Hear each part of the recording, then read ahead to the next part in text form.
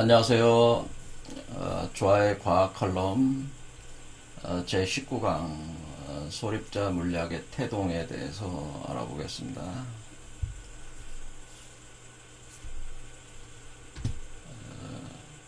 그 1927년 10월에 제5차 솔베이 회의가 있었는데, 이 솔베이라는 것이 벨기에 기업가 솔베이라는 분이 만든 물리학, 화학 이런 분야의 쟁쟁한 과학자들의 모임이라고 볼 수가 있습니다. 솔베이가 후원을 하고 있죠. 그런데 이 제5차 다섯 번째 솔베이 회의가 1927년에 있었는데, 여기에 이제는 쟁쟁한 물리학자들이 다 모였습니다. 모였는데, 여기 이 그림이 이제 사진이 그건데, 여기에 17명의 노벨상 수상자가 여기에 있었으니까 엄청난 일이었죠. 여기에 보면은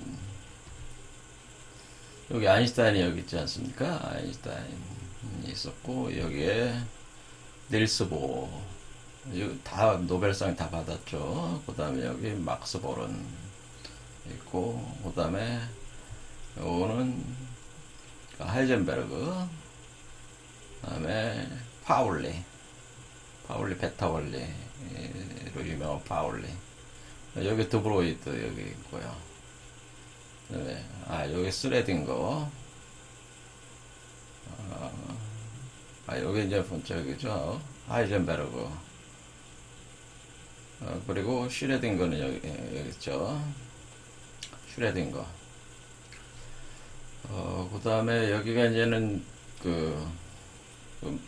퀴리 부인도 여기 있습니다. 퀴리 부인은 요즘에 노벨상을 2번이나 받았으니까 사실 이 여성분이 대단하신 퀴리 부인, 퀴리. 그 다음에 여기 막스 플랑크, 여기 계시고, 이제 폴 디렉이라는 분이 아주 이 폴 디렉이라는 분은 사실은 거의 은둔자 같은 학자였는데, 사실 아인슈타인의 버금가는 뛰어난 물리학자였어요. 물리학자이자 수학자였다고 이렇게 봐야 되는데, 요 폴디락에 대해서는 한번 폴디락에 대해서만 따로 이렇게 강좌를 해보려고 합니다. 근데 여기서 모여가지고, 그런데 이때 1927년 10월 달에 모였을 때, 이렇게 모이기 전에 1927년 3월 달에 1927년 3월에 하이젠베르그에 의해서 불확정성 원리가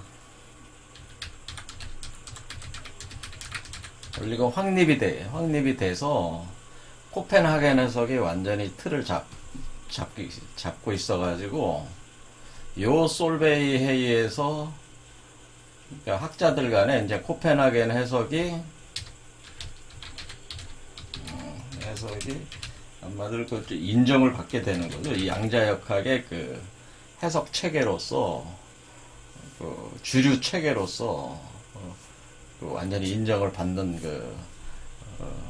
회의가 이때 있었다 이거죠. 이때 아인슈타인은 반발했습니다. 아인슈타인은 신은 주사위를 던지지 않는다 라는 말을 이때 했어요. 그러니까 코펜하겐 파인 닐스 보어가 신이 주사위를 가지고 하든 안 하든 뭘 하든 이래라 저래라 하지 마라, 이런 식으로 비꼬는 투로 아인슈타인과 논쟁을 벌였습니다. 그러니까 슈레딩거하고 아인슈타인은 여기 슈레딩거 뒤에 있잖아요. 그다음 아인슈타인 같은 사람들은 이 코펜하겐에서 굉장히 그 혐오했다, 극혐했다 그 얘기입니다. 제가 자꾸 이런 얘기 하는 거는 이도 과학도 이런 개념들로 아무리 그 뭐 수학적으로 완벽한 어떤 그런 거로 이렇게 기술해 나간다고 할지라도 결국 인간의 그 정신의 발전과 사물을 해석하고 분석하는 그 발전 과정에서 일어나는 일들이라고 하는 것을 제가 말씀 드리려고 하는 거죠. 그래서 1927년에 이런 게 해서 아주 중요한 해다 그런 거죠. 이때가 이렇게 된 솔베이. 그때 이제 이렇게 됐다가 이렇게 됐는데 이제는 이때 근데 이때까지 정립되어 있는 그 저기 그 원자 구조, 결국 원자 구조에 대한 그 분석 과정에서 이런 일들이 이제 일어나게 되는 건데 이제는 원자 구조가 이제 여기 보면은 이렇게 결국에는 이때는 이제 수소 원자 같은 거, 수소 원자 분석 주로 이렇게 한 거죠. 수소 원자. 이제 닐스 보어의 그 태양계 모델은 이제 없어지는 거죠. 그런 거 없어지고 그냥 이 확률파 개념으로, 확률적 개념으로, 전자가 존재할 확률적 개념으로 이 원자 핵을 중심으로 이렇게 구름처럼 있다, 이런 논리가 이제 된 거죠. 근데 이것이 이제 수소 원자를 가지고 그 개념을 정립을 한 것이고, 요거는 이제 불확정성 원리다 그 얘기죠. 그런데 이제는 그 여기서 그 전자에 대한 그 존재 확률인데, 문제는 요 가운데 있는 요 원자 핵과 전자가, 수소 원자 같은 경우는 양성자, 여기 가운데가 양성자가 있고 전자가 있으니까 겉으로 보면 이제 중성이잖아요. 중성. 플러스 하나, 마이너스 하나니까. 그 전하가. 그러니까. 그런데 이때까지 중성자는 몰랐다 그 얘기죠. 자, 여기 이제 보면은, 그러니까 1927년까지도 중성자라는 거가 있는지는 몰랐다, 이게. 여기 솔베이 회의 때까지 중성자가 있는지 몰랐어요. 그러니까 그냥 이분들이 생각을 하기에 그냥 이렇게 양성자 하나에 이렇게 전자가 여기 있어가지고, 네, 이렇게 있어가지고,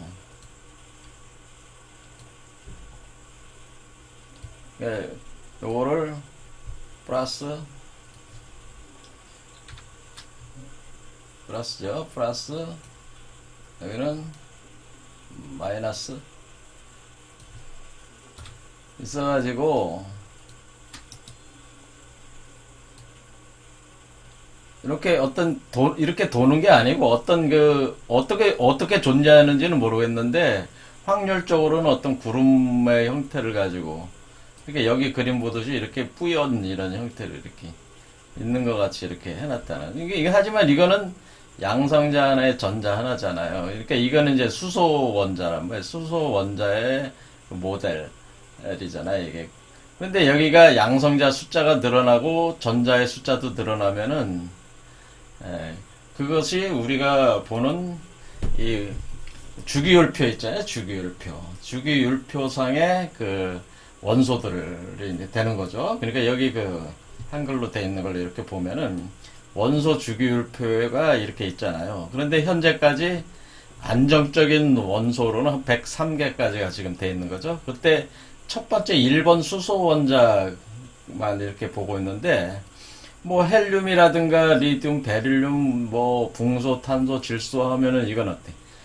이거는 이제는 그 원자 번호가 늘어갈수록 이 그 전자의 개수와 양성자의 개수가 늘어나는 거거든요. 그러니까 그러니까 여기서 가령 여기서 이제 탄소다 그러면 탄소가 이제 우리 몸 자체가 탄소체니까 탄소를 기준으로 보면 탄소가 여기 그 우리가, 원소 그 주기율표상에 여기 이제 보는 방법이 어떻게 돼 있습니까? 여기 보면은 이게 이제 탄소다, C가 탄소다 그러면 원자 번호가, 탄소는 6번이잖아요. 원자 번호가 6번이라는 거는 자, 원자번호, 탄소가 원자번호 6번입니다. C로 할 때에 원자번호가 6번이다 할 때, 여기에 쓸 때에, 요 밑에다 이제 C, 밑에다가 6을 쓴다 이거지. 이렇게 6을. 6번이니까, 이렇게 쓸 때에, 이렇게 쓸 때에, 요거는 양성자의 개수면서 동시에 전자의 개수가 되는 거죠. 그러니까 이게 중성이니까, 양성자 개수, 곧 전자 개수. 6은 결국 이게 뭐야? 양성자 개수이면서, 이제 중성인 경우, 전자 개수가 되는 거죠.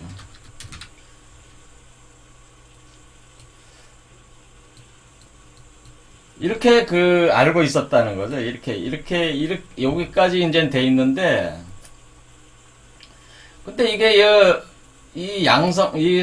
탄소의 무게를 재보면은, 그냥 단순한 숫자로 6이 나와야 되는데 6이 안 나와. 항상 뭐 12 뭐 이렇게 나오는 거죠. 뭐 12. 무게가 12 뭐 11 뭐 13 뭐 이런 식으로 이제 나오는 거예요. 무게를 재보니까 이게 무게가 이제는 재보면 사실 전자는 그렇게 무겁지 않으니까 그걸 빼더라도 원래 이 그러니까 요게 이제는 원자 핵을 구성하고 있는 거죠, 양성자가. 근데 전자는 구름처럼 주변에 그 확률을 가지고 구름의 그 확률을 가지고 있다고 하는 거니까 6개가. 근데 이제 껍질이 있어가지고 나눠지는 거죠. 나눠지는데 이렇게 2개, 4개. 그러니까 안에 껍질 K가 껍질엔 2개, L 껍질에는 4개 이런 식으로 있다. 구름 모양으로 존재하면서 있다는 게 이 탄소 원자 모형이 되는 거거든요. 그러니까 여기에 이렇게 되면 여기에 그러니까 전자 6개가 한 군데보다는 어떤 그 구름 모양이긴 하지만 확률적으로 거의 껍질 개념으로 유지를 하면서 나중에 이제 오비탈이라는 개념이 도입되는데 그것까지 하면 아주 복잡해지니까 그냥 단순하게 이렇게 보면은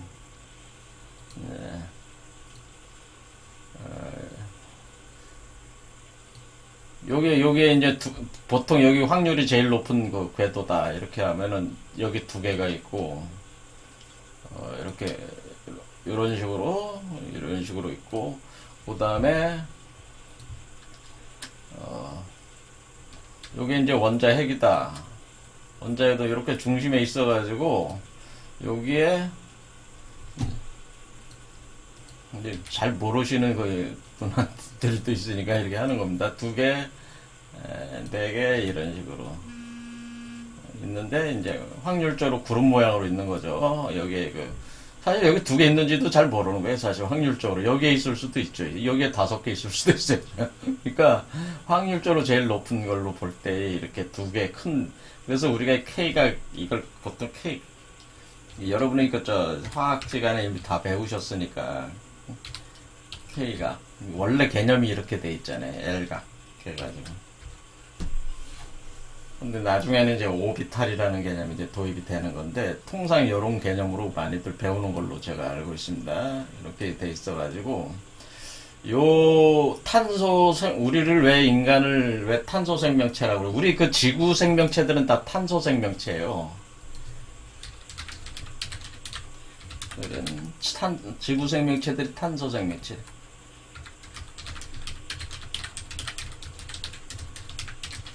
지구 생명체들이 탄소 생명체들이 되는 이유는 요 최외곽 전자 있잖아요. 최외곽 전자가 4개. 최외곽 전자가 4개가 되는 요게 바로 중심의 원자 구조, 화학 결합에 있어서 최외곽 전자가 4개가 되어 있는 게 화학 결합이 가장 안정적이다. 그래서 여기 요게 C, SI, 요걸 따라가고 있는 게 최외곽 전자가 4개로 되어 있는 그런 게.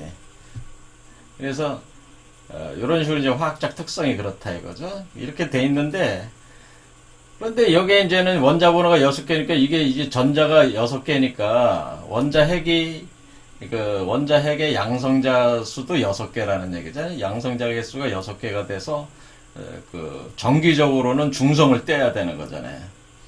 그러니까 이게 맞는 건데, 문제는 이 무게 자체가, 원자의 무게 자체가, 이렇게 뭐 11, 12, 13 이런 식으로 분포를 하니까, 근데 이거 자체에서 무게를 차지하고 있는 게 원자핵이 거의 다 차지하고 있는데 전자는 너무 가벼우니까. 그러니까 이 원자핵에 있어서 모르는 뭔가가 있다고 하는 거죠.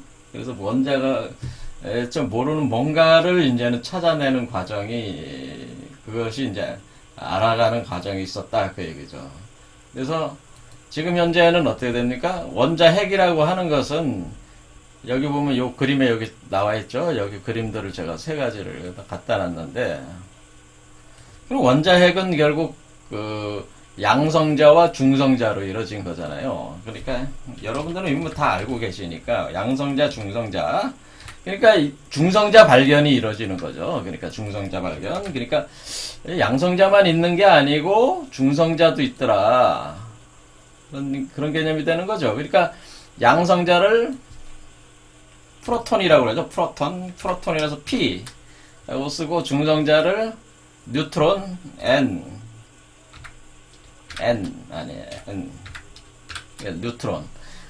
프로톤과 뉴트론이 있어가지고, 이 두 개가, 그러니까 양성자, 그러니까 여기 조금 전에 본 이 탄소 같은 경우는 12 질량수라고 합니다. 그러니까 여기 이제 질량수라고 이제는 개념이 오는 거죠. 그러니까 양성자 6개에다가 질량수가 12가 되면은 중성자가 6개가 되는 거죠. 그래서 6 더하기 6 해서 10이다. 요게 질량수라는. 그러니까 요 질량수는 양성자 더하기 중성자가 되는 것이다. 그러니까 11이면은 어떻게 돼요? 원자 번호는 항상 그 양성자 개수는 고정되어 있는 거니까, 중성자가 많든지 적든지, 하나가 더 많든지 하나가 더 적든지 이런 식의 왔다 갔다 한다는 거죠. 그렇죠. 이게 바로 이제는 그러니까 11은 중성자 개수가 5개, 13은 중성자 개수가 7개, 이렇게 왔다 갔다 한다는 거예요. 그렇죠. 그런데 이 중성자 발견이 솔베이 해이가 일어난 뒤에 1927년에 이 중성자 발견이 이 이후에 일어나는 거예요. 그걸 말씀드리려고 하는 거죠. 그럼 중성자 발견으로부터 이제 소립자 발견들이 시작이 되는 거예요. 그러니까 우리가 이때는 양성자와 전자만 알고 있었다 이게. 이때 솔베이 해이 때만 해도 양성자와 전자만 알고 있었는데, 원자를 구성하는 요소는 양성자와 전자다 이렇게 알고 있었는데, 그 외의 입자들이 이제 발견되기 시작하는 거죠. 자, 그래서 이 과정을 보겠습니다. 그래서 중성자가 발견이 됐어요. 중성자가 발견이 됐는데, 이게 이제 1932년, 그러니까 중성 입자가 발견이 됐는데, 이 입자의 정체성에 대해서 많은 논쟁이 있었다가, 1932년, 이 최두익이라는 사람이, 그러니까 중성자는 1932년에,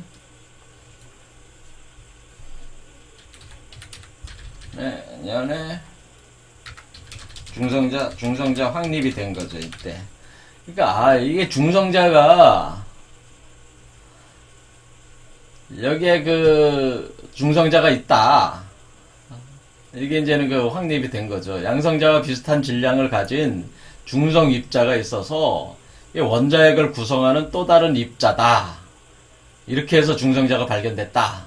이게 1932년에 중성자가 발견이 된 거고, 확립이 된 거. 발견이 됐다기보다 확립이 된 거예요.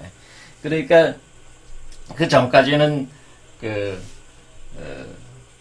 양성자와 전자밖에 몰랐던 거죠. 이게 뭐 그렇게 오래된 건 아니죠. 지금부터 한 80년 전, 정도 된 거니까.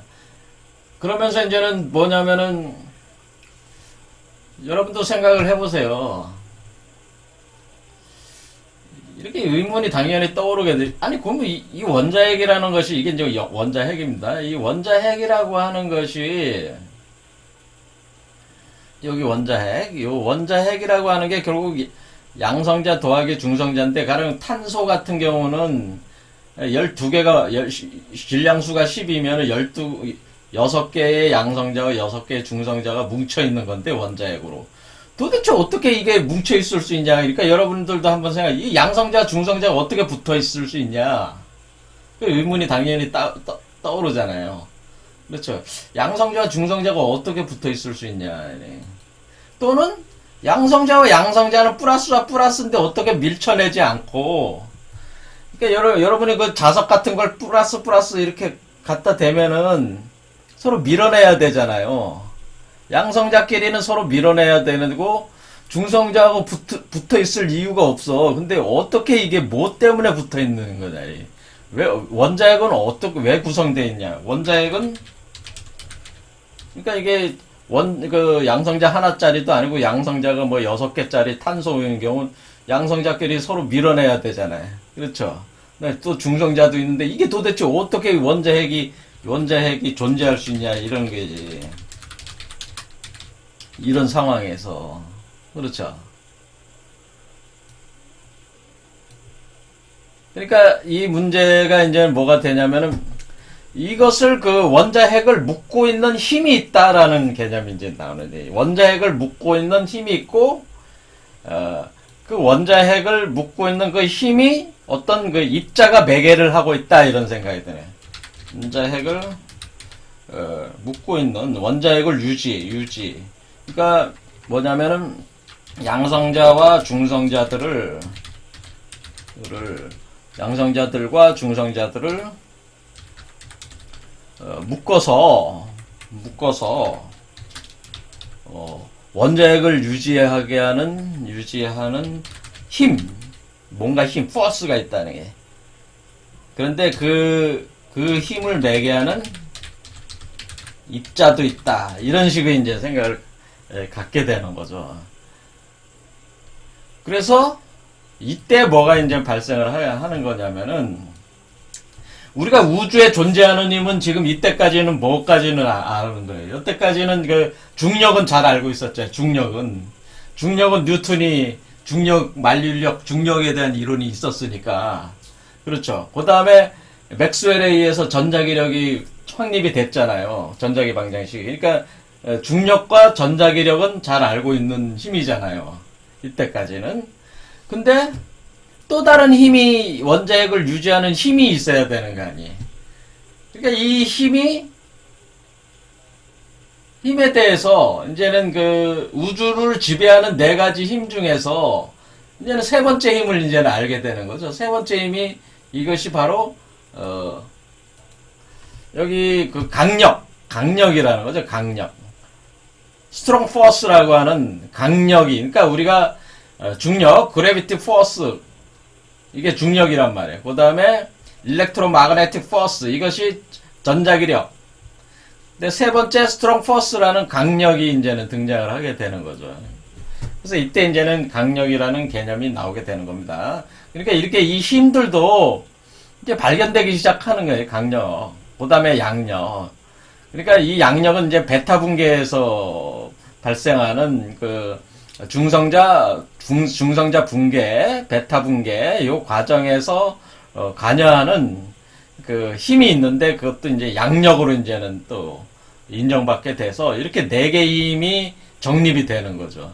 그런데 여기서 이 강력과 양력은 뭐예요? 그 원자에 있어서 그 양성자와 전자 외에, 중성자, 그 다음에 그 다른 소립자들이 발견이 되면서 중성자가 붕괴하고 하면서 또 다른 그 입자가 이렇게 나오는 거를 검출이 되면서 이 강력과 양력이라는 개념이 확립이 된 거다 이거죠. 그러니까 강력과 양력은 중성자 발견으로부터 이제는 이게 본격이 힘들이 이제 인지가 되고 4개의 힘으로 우리가 4개의 우주의 4가지 상호작용이다. 4가지 힘이다. 이렇게 정립이 된 것이다. 그런 얘기죠. 그러니까 이때서야 요게 됐다는 걸 아셨으면 좋겠다. 그런 얘기죠. 그래서 여기 보면 이제는 여기 또 이제 잃어보겠어. 그래서 이렇게 중성자가 1932년에 중성자가 이제 발견이 되고 중성자가 이제 본격적으로 원자 구조 안에서 원자핵 안에 들어오게 되고 그러면서 강력에 대해서 그걸 강한 힘이라고 하기보다는 대개 표현할 때 강한 상호작용이라고 강한 상호작용을 일으키는 중간자.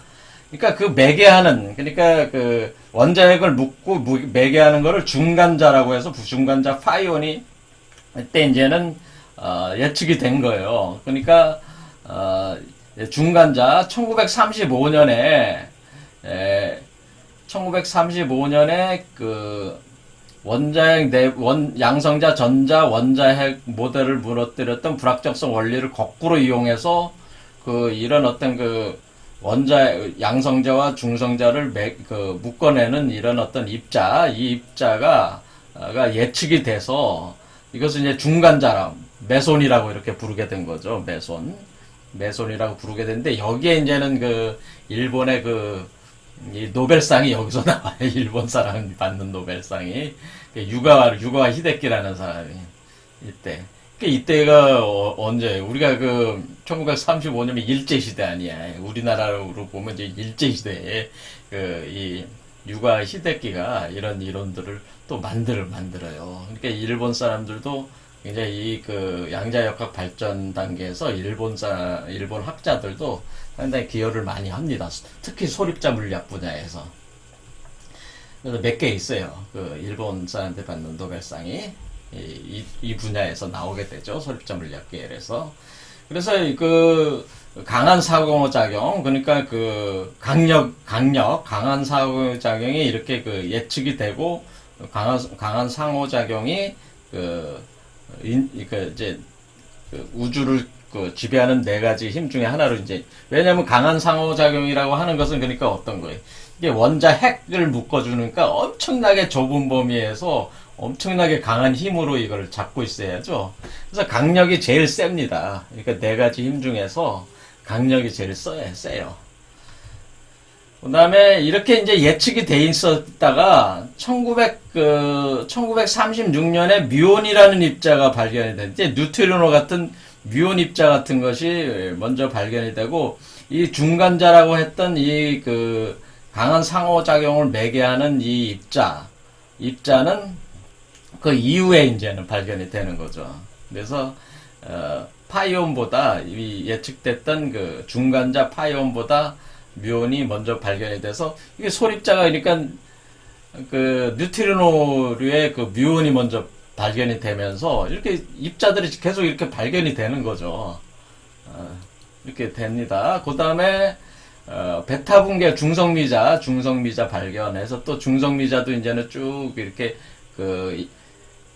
중성자가 그대로 있는 게 아니라 중성자가 또 깨지면서 또 양성자와 그리고 다른 입자로 이렇게 나오는 현상들이 또 관측이 되는 거죠. 관측이 돼서 1956년에 이렇게 이제 실험을 통해서 또 이런 어떤 중성미자 같은 것이 그러니까 이렇게 예측이 먼저 있게 되고, 그 예측에 따른 입자들이 발견이 되는 거예요.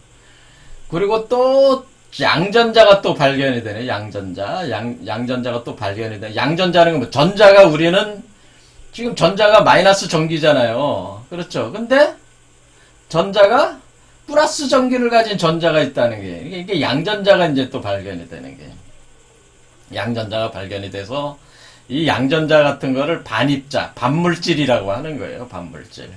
이런 것이 발견이 되니까 계속 소립자들이 계속 발견이 나오는 거야. 그러면서 뭐냐면 이 소립자들을 찾기 위한 기계장치를 만들게 되는 거예요. 그게 이제는 유명한 게 유럽 입자 물리학 연구소, 셀은 유럽 입자 물리학 연구소가 요 스위스 제네바 근처에서, 그러니까 유럽 학자들이 모여가지고 이제는 이걸 구상해서 만든 거죠. 이 엄청난 길이에요. 이게 둘레가 27km. 여기 이 둘레가 27km랍니다. 27km에 또 여기 원형 가속기에는 둘레가 7km인데, 이 땅 전체가 이렇게 안에 깔려 있다는, 파이프를 깔아가지고 전자기장 파이프를 깔아가지고 한마디로 소립자를 검출할 수 있는 기계장치를, 거대한 기계장치들을 만든 거예요. 그래서 이건 유럽 입자 물리학 연구소라고 해서 세른이라고 하는 곳에서 운영을 하고 있는 거고, 여기는 이제 미국 시카고의 페르미 연구소라고 해서 시카고에 있는 이것도 엄청난 큰 이렇게 돼 있는 거죠.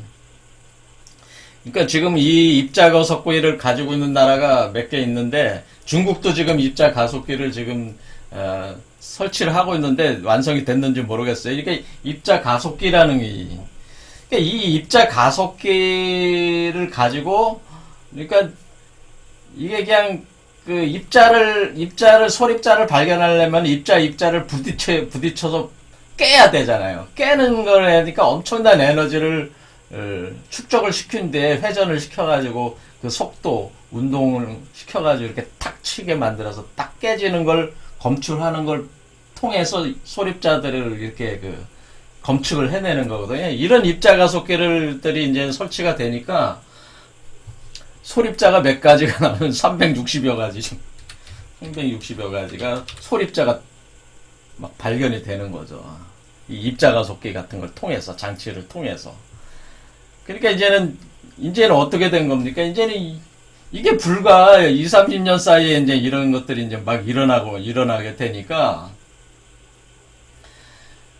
우리가 이제 양자역학이 어떻게 전개가 되냐면 결국 소립자 물리학으로 이렇게 가게 되는 거예요. 소립자 물리학으로 이렇게 발전을 이렇게 하게 되는 겁니다. 그러니까 소립자 물리, 이렇게 엄청난 입자들, 소립자 물리학, 이렇게 소립자들이 발견이 되니까, 그럼 이 많은 이 소립자, 일단 여태까지는 이게, 방사성 동위원소나 우주선 같은 한정된, 그러니까 방사성 동위원소, 자연 붕괴되는 방사성 동위원소, 또 우주선은 뭐예요? 이거 태양으로부터 이렇게 태양에서 빛이 들어오면 거기 우주선들이 그러니까 우주에서 날아오는 입자들, 뉴트리노가 그 대표적인 뉴트리노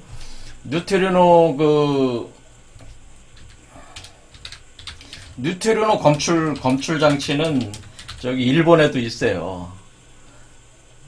이게 뉴트리노를 검출하려면은 일본에 있는데 이게 일본의 그 땅속 깊은 곳에다가 엄청난 그 순수한 물을 채워놓고 왜냐면 뉴트리노는 그냥 뚫고 지나가 버리거든. 이게 잡기가 힘들거든. 그런데 지금 이 순간에도 여러분의 몸을 뉴트리노가 엄청 통과하고 있어요. 지금 태양에서 들어오는 우주에서 들어오는 그 뉴트리노 수많은 입자들이 여러분의 몸을 거쳐가면서 사실 뭐 하고 있냐면 돌연변이도 일으키는 게 사실은 우주에서 들어오는 빛에 의해서. 근데 그 뉴트리노도 인간의 몸을 계속 통과해 나가고 있는데 이 지구를 그냥 뻥뻥 뚫고 나가고 있는 게 검출이 안 돼. 그만큼 힘들어 뉴트리노는. 근데 이 뉴트리노를 검출하기 위해서 일본에서 장치를 지하 깊은 곳에 만들어 가지고 몇 개씩 검출하는 거죠. 하루에 몇 개씩 이렇게 검출하는 거예요. 엄청난 그 장치가 있어요. 근데 우리나라는 이제 이런 입자 가속기라든가 이렇게 일본처럼 일본은 입자 가속기는 없으니까 뉴트리노 검출 장치는 있어가지고 여기서 많이 연구를 한다고 합니다.